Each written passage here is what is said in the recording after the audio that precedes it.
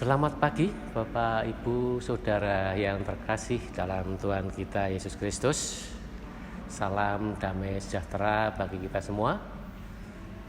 Saya yakin dan percaya bahwa Bapak, Ibu, Saudara semua ada dalam keadaan pelindungan Tuhan yang Maha Kuasa. Bapak, Ibu, Saudara, pada pagi ini marilah kita bersama-sama membaca firman Tuhan, merenungkan firman Tuhan yang akan kita ambil dari surat 2 Korintus pasal 5 ayat yang ke-16 sampai yang ke-19.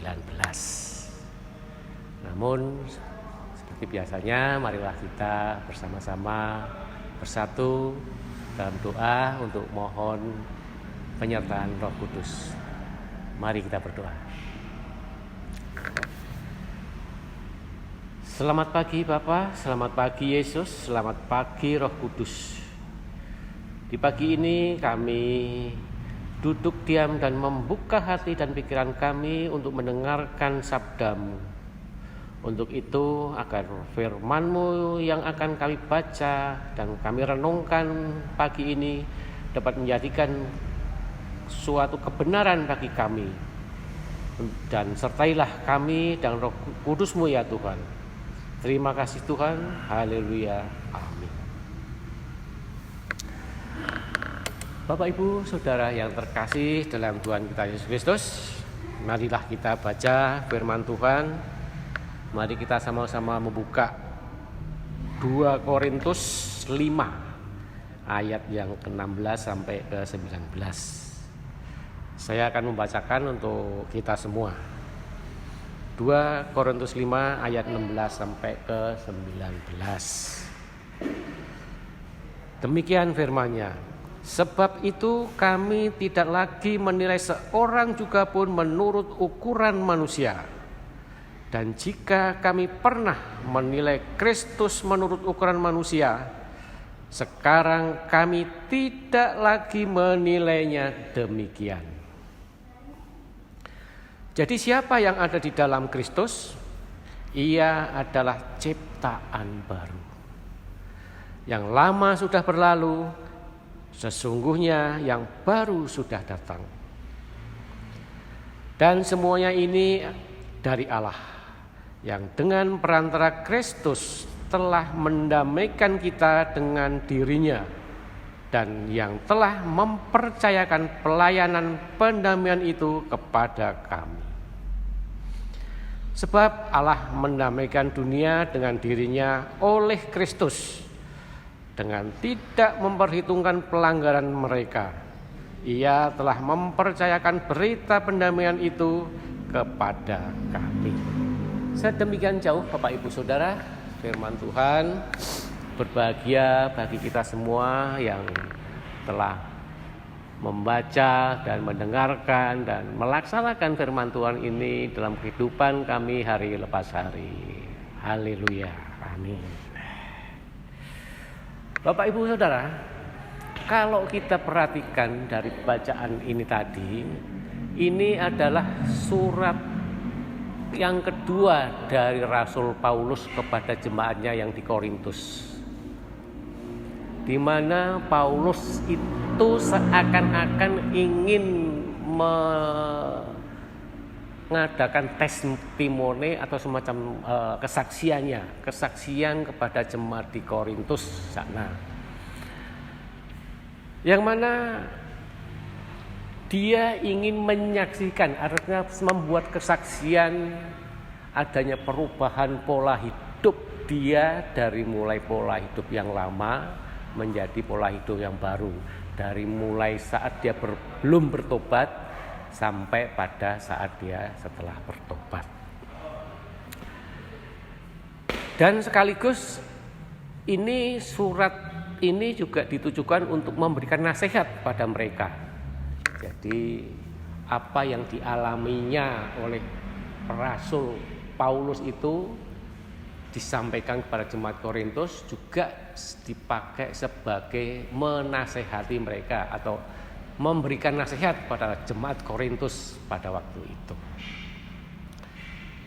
Kalau kita perhatikan, setiap surat Paulus itu biasanya didahului dengan salam. Paulus selalu mendahului dengan ucapan salam kepada jemaatnya yang akan diberikan nasihat. Contoh misalnya, kasih karunia dan damai sejahtera dari Allah Bapa kita dan dari Tuhan Yesus Kristus menyertai kamu. Itu adalah ucapan salam dari Paulus, dan itu menunjukkan kerendahan hati seorang Paulus yang dahulu sifatnya begitu keras, jahat, memusuhi Kristen. Tapi begitu dirubahkan hatinya, maka dia menjadi seorang yang rendah hati. Karena apa? Di sana ada Kristus di dalam hatinya Paulus. Bapak Ibu, Paulus kepada jemaatnya, kita tahu bahwa sebelum dia bertobat, ia adalah seorang yang kejam terhadap orang Kristen pada waktu itu.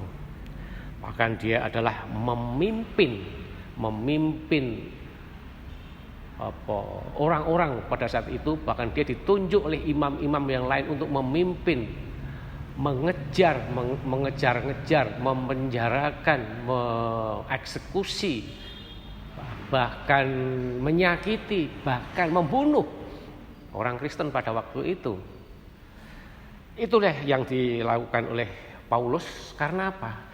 Dia anggap mereka itu adalah melanggar tata cara ibadah Yahudi, tata cara adat Yahudi, sehingga dia merasa apa yang dilakukan itulah benar.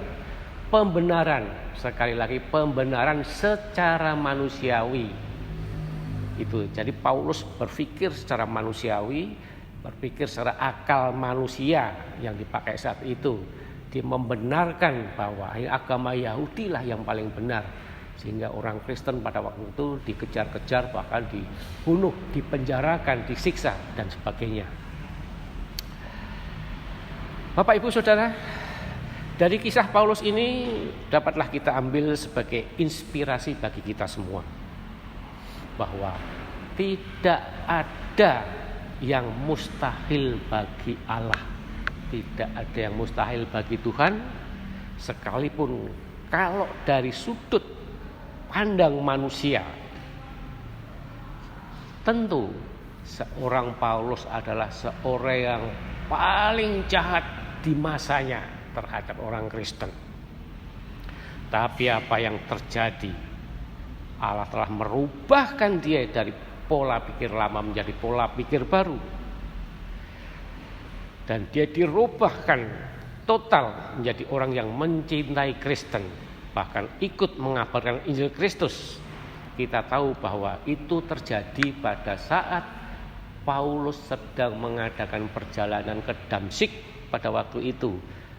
Di situ pun Paulus sedang bersama teman-temannya mengadakan perjalanan ke Damsyik, dan mereka mencari orang Kristen untuk membunuh orang Kristen, mengeksekusi, menyakiti, dan untuk dipenjarakan pada waktu itu, dipersekusi. Tapi apa yang terjadi? Allah telah memutarbalikkan pola pikir Paulus. Dari mulai dia seorang penjahat, pembenci orang Kristen, pembenci Kristus, dia disadarkan menjadi seorang penginjil yang luar biasa, seorang yang sadar yang luar biasa. Sehingga dari sejak itu namanya dari Saulus pada masa saat dia belum bertobat, maka dia dirubah menjadi Paulus, Rasul Paulus. Ayat 16 ini mengatakan bahwa Paulus ingin menyampaikan bahwa saat sebelum bertobat dulu, dia selalu menilai Kristus itu dengan sudut pandang pengetahuan dia sebagai manusia. Dia belum mampu menggunakan cara berpikir secara rohani, akan tapi setelah dijamah Yesus atau dia bertobat, dia mulai tinggalkan cara berpikir lama. Dari sisi manusia, Karena Roh Kudus telah merubahnya cara berpikir dia sehingga dari manusia lama menjadi manusia baru. Dari yang belum bersentuhan, belum mengenal Kristus sehingga mengenal Kristus. Bapak Ibu Saudara yang terkasih dalam Tuhan kita Yesus Kristus, apa yang dialami Paulus ini merupakan perubahan dari seorang Paulus yang dahulu hidupnya belum mengenal Kristus menjadi hidup yang mengenal Kristus. Dan dari cara hidup yang lama, dia telah merubah menjadi hidup yang baru. Dan cara hidup yang lama sudah berlalu atau sudah ditinggalkan, karena cara hidup yang baru sudah datang. Cara hidup yang baru siapa itu? Cara hidup yang baru setelah dia mengenal Kristus, setelah dia hidup dalam Kristus. Setelah hidup dalam Kristus, maka Paulus menjadi seorang penginjil, penulis, bahkan banyak sekali itu surat-surat yang ditulis oleh Paulus. 10 sampai 13-an itu yang ditulis oleh Paulus itu ya, untuk jemaat-jemaatnya di mana-mana, di Korintus, di seluruh negeri itu banyak sekali. Itulah Paulus. Bapak Ibu Saudara yang terkasih dalam Tuhan kita Yesus Kristus, lalu bagaimana dengan kita? Sudahkah kita mengalami hidup baru bersama Kristus? Nah, itu pertanyaan bagi kita. Sudahkah kita meninggalkan cara hidup yang lama? Atau apakah kita sudah benar-benar mengenal Kristus? Jangan-jangan kita walaupun mengaku sebagai orang Kristen, tapi hanya sekedar mengakui saja. Saya Kristen, KTP saya Kristen, saya setiap minggu ke gereja, orang tua saya Kristen, dan saya dibesarkan dari keluarga Kristen. Apakah itu sudah cukup? Dengan identitas seperti itu, KTP dan keluarga itu, saya kira belum, Bapak Ibu Saudara ya.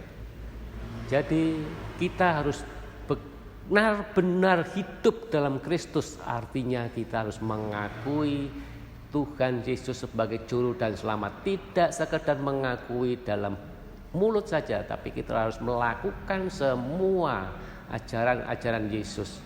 Apa yang dikatakan Yesus harus kita jalankan dalam kehidupan sehari-hari, dan itu sebagai wujud kita menyampaikan juga penginjilan ajaran Kristus itu. Penginjilan tidak harus kita menyebarkan Injil secara teori, secara agama, secara ibadah, tapi bisa dengan tingkah laku kita, merubah tingkah laku kita dari hidup lama yang kita belum mengenal Kristus, kita masih jauh dari Kristus, kita mulai mendekatkan diri dan hati Kristus, ajaran Kristus ada dalam kehidupan kami. Itulah Kristen yang diharapkan bagi kita semua. Dalam ayat yang ke-18, Paulus mengatakan bahwa Yesus telah mendamaikan kita, manusia berdosa, dengan Allah dengan tidak memperhitungkan pelanggaran kita. Bukankah ini suatu anugerah yang luar biasa bagi kita?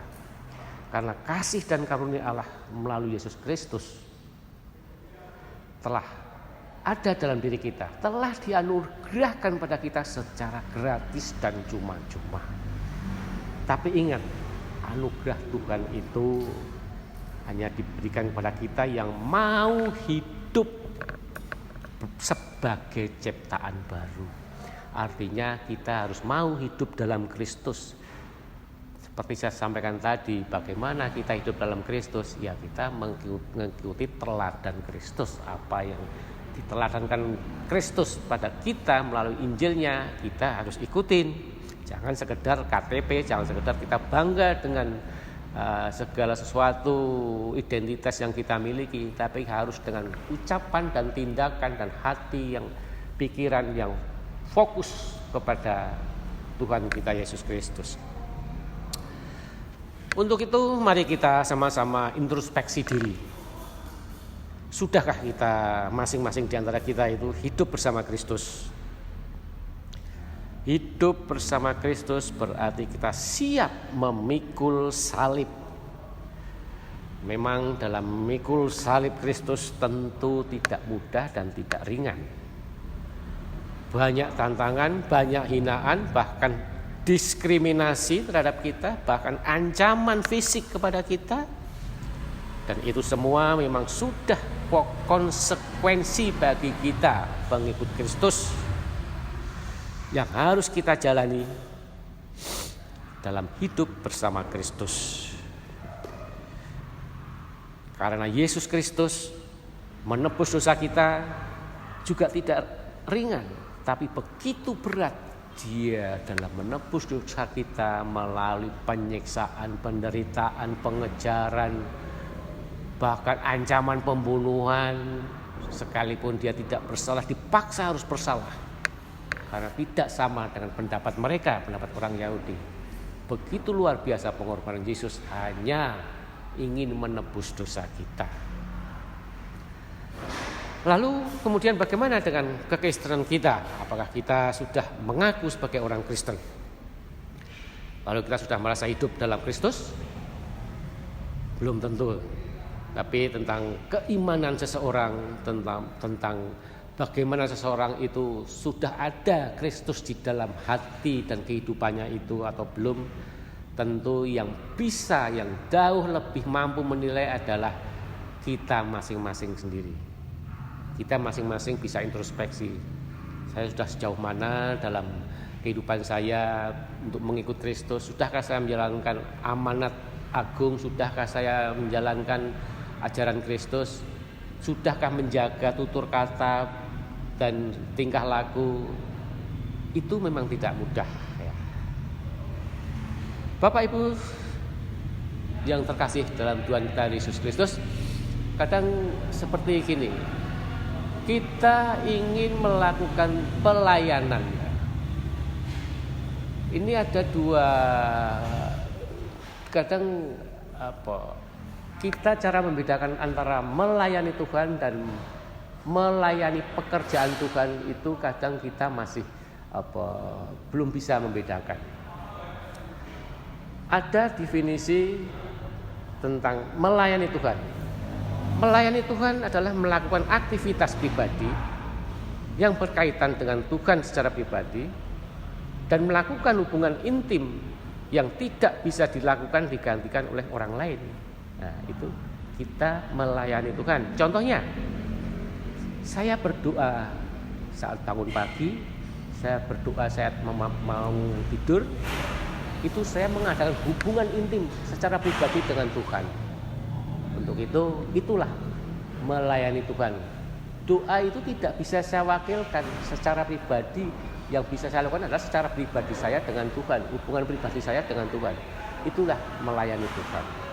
Sedangkan melayani pekerjaan Tuhan adalah melakukan suatu aktivitas rohani yang dikerjakan secara berulang-ulang, sistematis, dan bisa diwakilkan. Contohnya seperti saya ini sekarang sedang memimpin doa pagi. Terus seorang pendeta sedang berkhotbah. Itu pekerjaan itu bisa diwakilkan. Saya hari ini tidak bisa memimpin doa pagi. Saya bisa diwakili teman saya yang lain. Itu pekerjaan Tuhan. Lalu ini saya saya bandingkan dengan, saya hubungkan dengan pada saat Tuhan Yesus mampir di seorang wanita, seorang perempuan, di mana situ di rumah itu terdapat seorang wanita yang namanya Marta dan Maria. Saat itu Maria duduk bersimpuh di kaki Yesus mendengarkan ajaran Yesus. Dan sedangkan Marta sibuk di belakang menyiapkan makanan segala sesuatu untuk menjamu Tuhan kita Yesus Kristus. Dan disitulah karena kecapean dari seorang Marta terhadap Maria yang tidak mau membantu pekerjaannya, maka sang Marta minta kepada Yesus supaya menegur Maria, supaya membantu. Tapi apa jawab Yesus? Yesus bilang, "Marta, Marta, engkau khawatir dan menyusahkan diri dengan banyak perkara. Dan Maria telah memilih bagian yang terbaik yang tidak akan diambil padanya." Artinya apa? Contoh cerita ini saya ingin menunjukkan bahwa ya semua itu baik. Maksud Marta baik, menyiapkan makanan di belakang itu baik. Dan Maria mendengarkan firman Tuhan ternyata jauh lebih baik di hadapan Tuhan. Itulah yang diinginkan Tuhan Yesus. Jadi boleh. Kalau yang dilakukan Marta itu tadi adalah pelayanan pekerjaan Tuhan ya. Tapi kalau Maria melayani Tuhan, dia mendengarkan dengan khusyuk apa yang disampaikan Yesus. Sehingga harapan saya, kita semua, kita jangan sampai kita melayani pekerjaan Tuhan tapi kita lupa melayani Tuhan. Jadi kita sering terjadi ya mohon maaf kata, kadang kita sering diadakan perjamuan kasih. Yang sibuk biasanya ibu-ibu. Dengan kesibukannya itu beliau-beliau ini lupa untuk mengikuti ibadah. Atau yang sering terjadi pada saat habis latihan paduan suara, padahal bersamaan dengan jam doa malam, tapi setelah paduan suara ada doa malam tidak diikuti tapi langsung pulang. Ini salah satu contoh kritik sosial kepada kita semua, supaya kita jangan mengabaikan pelayanan kepada Tuhan dan mengutamakan terhadap pelayanan pekerjaan Tuhan. Dua-duanya harus berjalan dengan baik dan harmonis, sehingga itulah yang diharapkan Tuhan. Karena Tuhan telah membuktikan kepada Maria, Tuhan tidak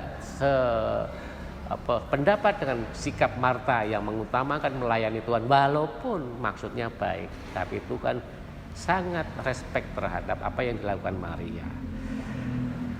Untuk itu marilah kita belajar untuk bisa melayani pekerjaan Tuhan dan juga kita bisa melayani Tuhan. Itulah hidup orang Kristen sebagai pengikut Kristus. Dan disitulah kita sudah belajar hidup bersama Kristus, agar kita dapat serupa dengan Kristus dan hidup bersamanya sampai saat kedatangan Yesus yang kedua kalinya. Demikian, sekian dan terima kasih. Tuhan memberkati. Mari kita tutup dengan doa. Terima kasih Tuhan, Engkau pagi ini sudah memberikan kesempatan kepada kami untuk membaca dan merenungkan firman-Mu sebagai berita kebenaran bagi kami. Tuhan, berikanlah kepada kami hikmat-Mu agar kami mampu melayani pekerjaan Tuhan dan juga melayani Tuhan dengan sebenar-benarnya, sehingga kami benar-benar dapat merasakan hidup di dalam-Mu. Tuhan, kami berdoa juga teman-teman kami yang sampai saat ini, terutama tim multimedia yang susah payah, telah berusaha untuk memfasilitasi kami semua untuk mengadakan streaming, mengadakan rekaman dan mengadakan sesuatu hal lain sehingga pelaksanaan doa pagi, doa malam dan ibadah-ibadah yang lain bisa berjalan dengan baik dan tersiarkan dengan lancar. Tuhan, kami berdoa juga untuk semua saudara kami, semua anggota jemaat GKI Kabangan yang sampai saat ini masih ada dalam penderitaan karena sakit penyakit. Tuhan, kami percaya Engkau akan datang langsung dengan tangan-Mu yang penuh kuasa itu menjamah mereka satu persatu dan melepaskan sakit penyakit mereka satu persatu, baik sakit secara fisik, sakit secara ekonomi, sakit secara apapun yang ada di derita mereka. Tuhan, kami percayakan kepadamu semua ini. Hanya kepada Tuhan dan Juru Selamat kami Yesus Kristus kami telah berdoa. Haleluya, amin.